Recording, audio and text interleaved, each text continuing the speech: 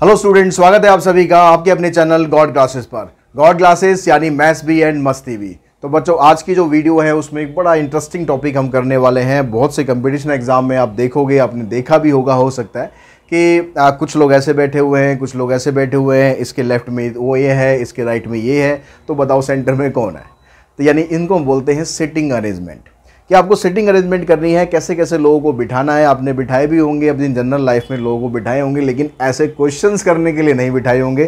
कभी खाना खाने के लिए बिठाया होगा, कभी कुछ चीज़ बांटने के लिए बिठाया होगा कि चलो भाई सब लोग ऐसे बैठ जाओ। कभी स्कूल में कोई प्रोग्राम करने में बिठाया होगा। सिटिंग अरेंजमेंट आपने बहुत करी होगी, लेकिन इस तरह से नहीं करी होगी जैसे आज हम करने वाले हैं। ठीक है, तो एक्सरसाइज हमारी 3.6 है, sitting arrangement applied mathematics class 11th। तो इसके सारे क्वेश्चंस आज हम करने वाले हैं पूरे एक्सरसाइज के। तो फर्स्ट क्वेश्चन की अगर हम बात करें तो सबसे पहले जो क्वेश्चंस हमारे सामने आता है,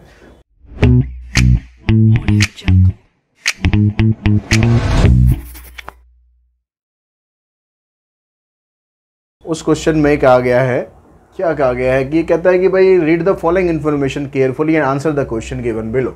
ये आपको इन्फॉर्मेशन दे रखी है, इसी इन्फॉर्मेशन को बड़े अच्छे से हमें समझना है, बड़े अच्छे से देखना है और इनको समझ के हमें एक सिटिंग अरेंजमेंट तैयार करना है।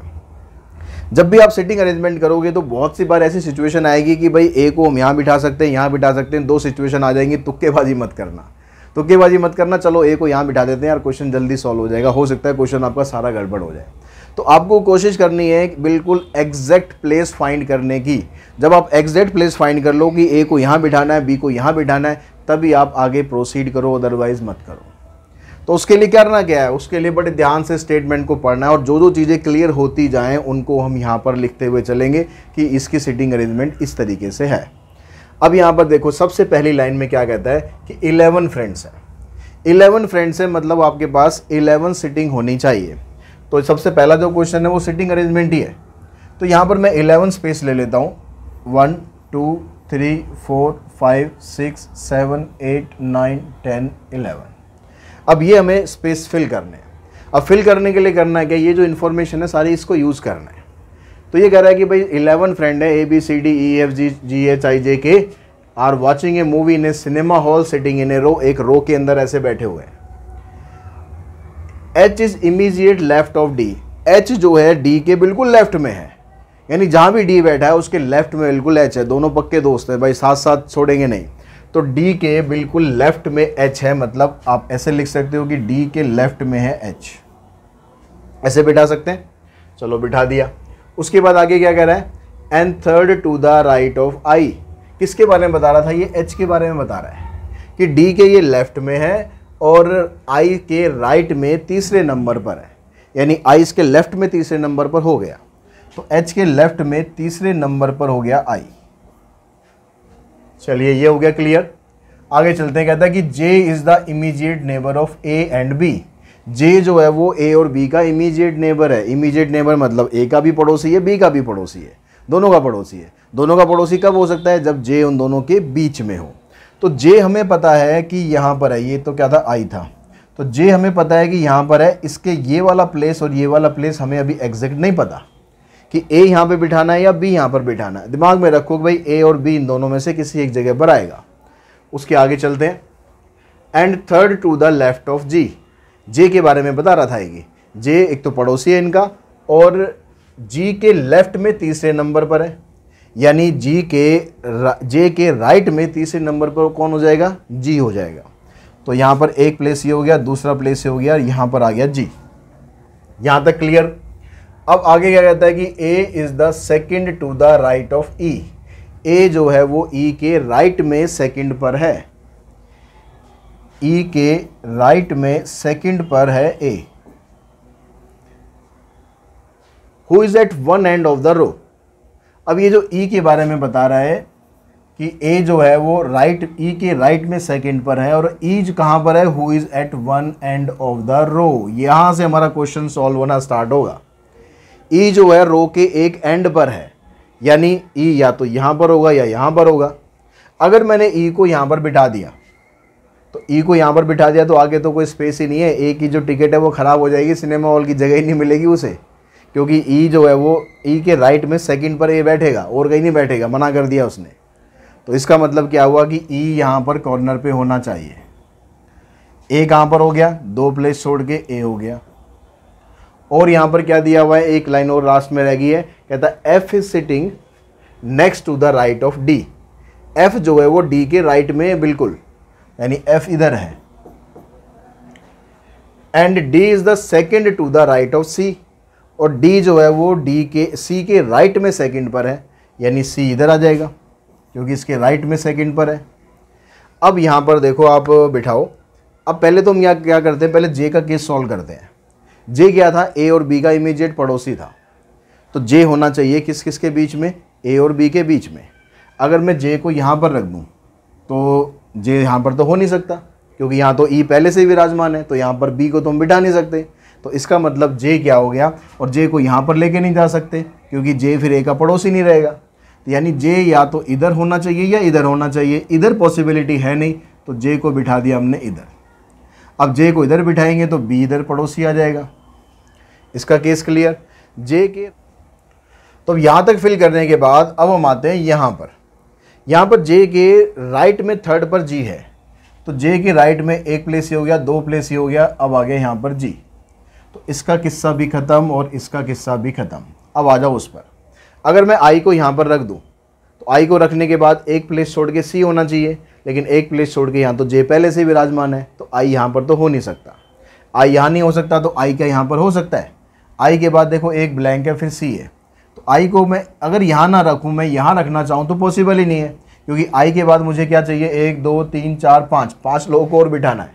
आई को मैंने यहाँ बिठा दिया तो 3 ही सीट बची हैं, 2 लोग खड़े रह जाएंगे। खड़े बिल्कुल ही रखना भैया, पूरी प्रॉपर सीट देनी है।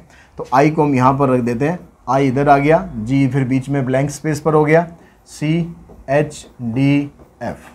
अब बचा कौन इनमें से, इनमें से 10 तो हमने बिठा दिए, 11वां कौन सा बच गया, 11वां बच गया के, तो के को यहाँ बिठा दो। अब ये आपका पूरा सिटिंग अरेंजमेंट हो गया। अब आप आराम से बैठ के जो भी मूवी देखनी है वो देख सकते हो, लेकिन उससे पहले इन 4 क्वेश्चन के आंसर और दे देते हैं। अब यहाँ पर कहता है who is sitting at the centre of row. Centre में कौन है, सेंटर मतलब छठे नंबर पर, इधर से भी इधर से भी, तो 1 2 3 4 5 6, छठे नंबर पर आई है। Who are the neighbour of H, H के पड़ोसी कौन है, एच का पड़ोसी सी भी है और डी भी है। How many person are sitting between E and F, E और एफ के बीच में कितने लोग बैठे हैं, टोटल 11 थे, ई और एफ कॉर्नर पे है तो बीच में 9 लोग हो गए। Name the person sitting 5th to the right of K right में 5th पे कौन है, 1 2 3 4 5, यहाँ पर आइए जी। तो ये आपके आंसर आ गए। उसके बाद अब नेक्स्ट क्वेश्चन पे चलते हैं, क्वेश्चन नंबर 6। बस ऐसे ही आपको स्टेटमेंट पढ़ के ना सही से अरेंजमेंट करना है। यहाँ पर कहता है कि 9 girls A B C D E F G H I, 9 girls हैं, 1 2 3 4 5 6 7 8 9।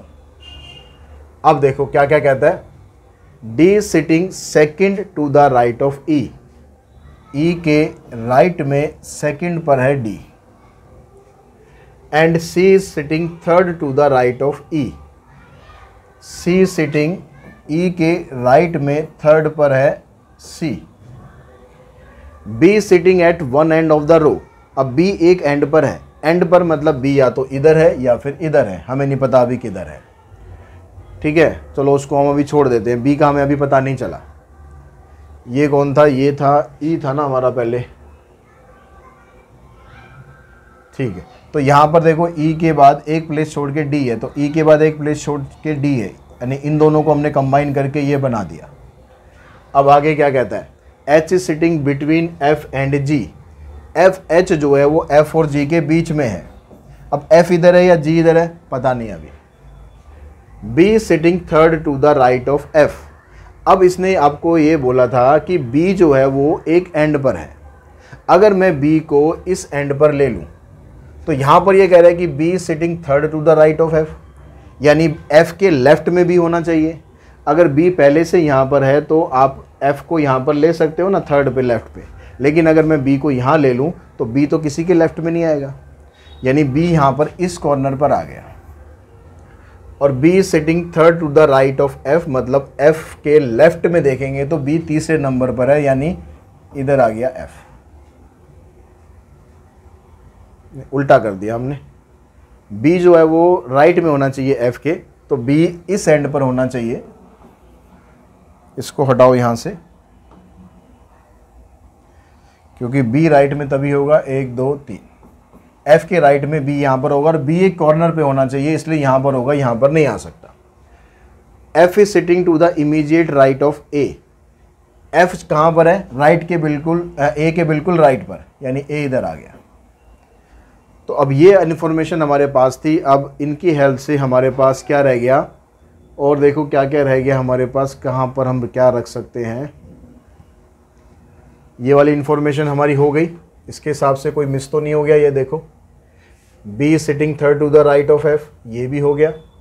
H is sitting between F and G, F और जी के बीच में, एफ और जी के बीच में एच है। तो एफ अगर हमने इधर लिया तो जी इधर होना चाहिए, तभी एच इनके बीच में आएगा, नहीं तो एच कहीं बनेगा ही नहीं। अब क्या रह गया आपके पास? ई और ब्लैंक, फिर डी, फिर सी। 4 प्लेस हैं, 4 प्लेस हमारे पास ये हो गए।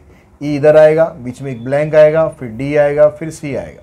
अब कौन रह गया? देखो, A B C D E F G H, I महाराज रह गए। आई को यहाँ बिठा दो। अब इनके आंसर दो। Who are the immediate neighbour of A? A का इमीडिएट नेबर कौन है? सी और एफ है।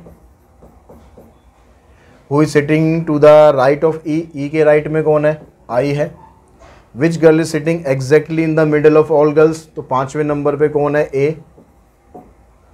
How many girls are seated between E and H? E और एच के बीच में 1 2 3 4 5। तो ये आपका आंसर आ गया।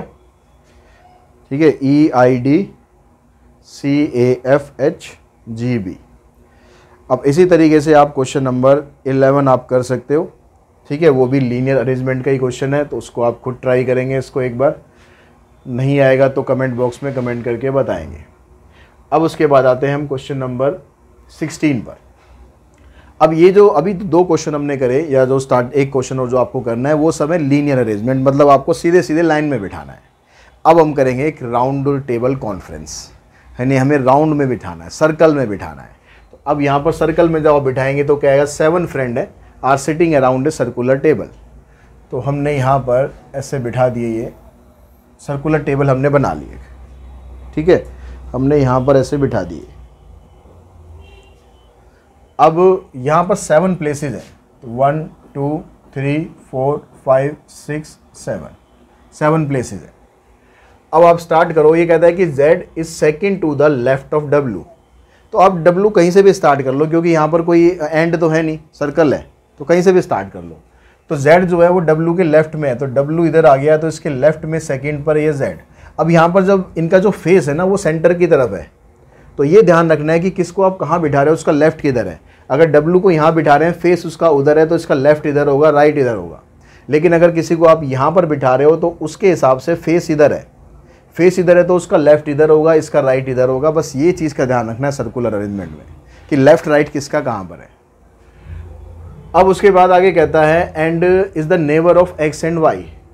तो Z जो है वो W के लेफ्ट में है और X और Y का नेबर है। मतलब ये हुआ कि ये वाला प्लेस और ये वाला प्लेस X और Y का है। अब कौन सा किसका है, अभी हम आगे इसको डिस्कस करेंगे। W is not a neighbour of V और X। W जो है वो V और X का नेबर नहीं हो सकता, दोनों के साथ उसकी लड़ाई हो रखी है, ना तो वो X को पड़ोस में रखता है, ना वो V को पड़ोस में रखता है।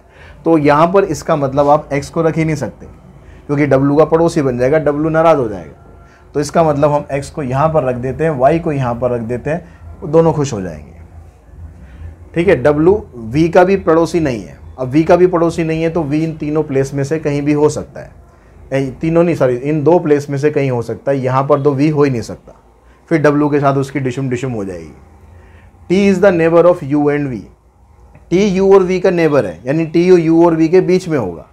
अगर हम T को हम लेंगे तो हमारे पास 3 ही प्लेस बच रहे हैं, तो इसका मतलब T तो सेंटर में आएगा। अब बच गया U और V। V को आप यहाँ बिठा नहीं सकते, क्योंकि W का पड़ोसी नहीं है, तो आप यहाँ पर U को रखो और यहाँ पर V को रखो। तो ये बन गया आपका अरेंजमेंट। अब आगे क्वेश्चंस पे आ जाओ। Right the neighbour of U। U का पड़ोसी है W और T। Who are the neighbour of X। X के पड़ोसी कौन है? Z और V। Who is the third to the left of T। T के लेफ्ट में थर्ड पर कौन है? अब T का फेस इधर है, तो लेफ्ट इधर होगा, 1 2 3, ये आ गया Y। Who is sitting immediate right of Y। Y के बिल्कुल राइट में कौन है? W है। बस अरेंजमेंट का काम है मेन, बाकी तो फिर आंसर बड़े आराम से आप निकाल दोगे। WT आ गया, ZV आ गया, Y आ गया और W आ गया। उसके बाद नेक्स्ट क्वेश्चन पे चलते हैं, क्वेश्चन नंबर 21। यहाँ पर भी जो अरेंजमेंट है वो सर्कुलर अरेंजमेंट है। 7 फ्रेंड्स हैं यहाँ पर भी, ठीक है, वही 7 फ्रेंड्स को आप बिठा दो, 1 2 3 4 5 6 7। अब कैसे बिठाना है, F is second to the right of G, G के राइट में, G को अगर हमने इधर लिया तो उसके राइट में सेकेंड पर है F, इधर आ गया। उसके बाद फिर क्या कहता है, B is the neighbour of F but not of C। B F का तो नेबर है लेकिन C का नहीं है, यानी B कहाँ पर हो सकता है, या तो यहाँ पर हो सकता है या फिर यहाँ पर हो सकता है अभी, लेकिन प्लेस फिक्स नहीं है। E is the neighbour of C, E C का नेबर है, E C का नेबर है। मान लो अगर मैं B को यहाँ पर बिठा दूँ, मैं यहाँ पर लेके चलता हूँ, B को मैं यहाँ बिठा दूँ तो C को मुझे यहाँ लेना पड़ेगा। और ये कह रहा है कि जो E जो है वो C का नेबर है, तो अगर मैंने C को यहाँ बिठा दिया तो C का नेबर तो G बनेगा और F बनेगा, E तो बन ही नहीं सकता। तो इसका मतलब ये क्लियर हो गया कि इधर B आएगा और इधर C आएगा, क्योंकि F जो है इनका B is the neighbour of F but not of C। B is the neighbour of F, ठीक है, इसका F का नेबर हो गया लेकिन C का नेबर नहीं हुआ। C is the neighbour of E is the neighbour of C and sitting fourth at the right of G।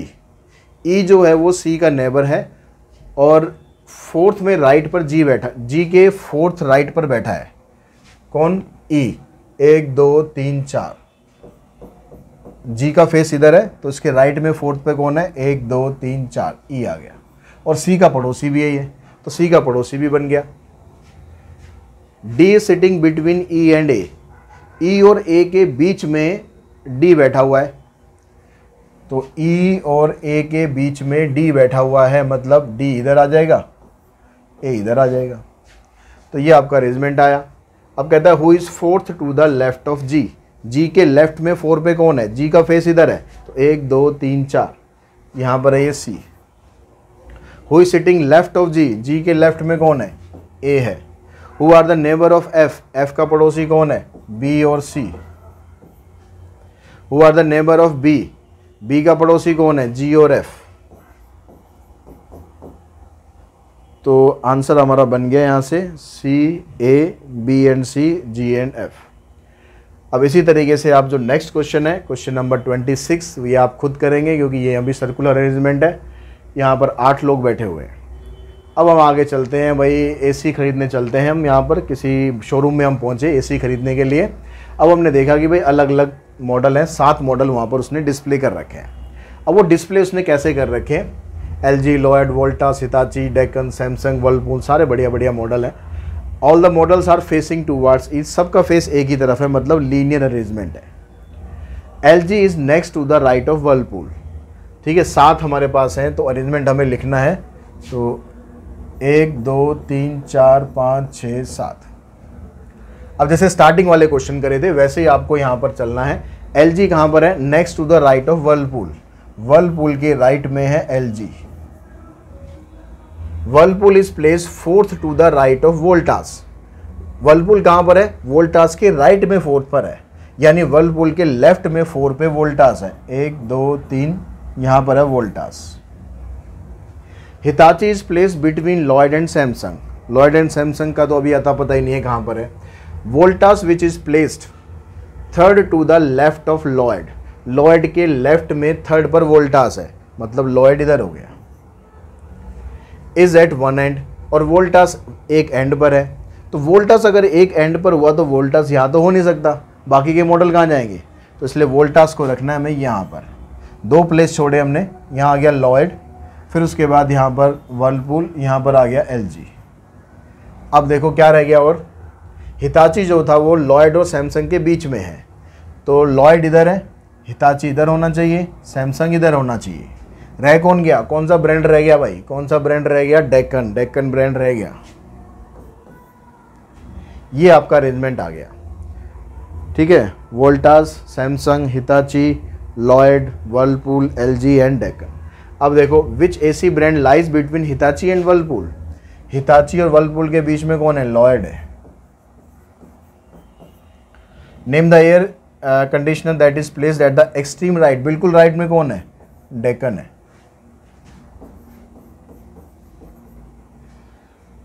अब नेक्स्ट क्वेश्चन पे चलते हैं, क्वेश्चन नंबर 32। तो 32 में क्या कहता है आपसे,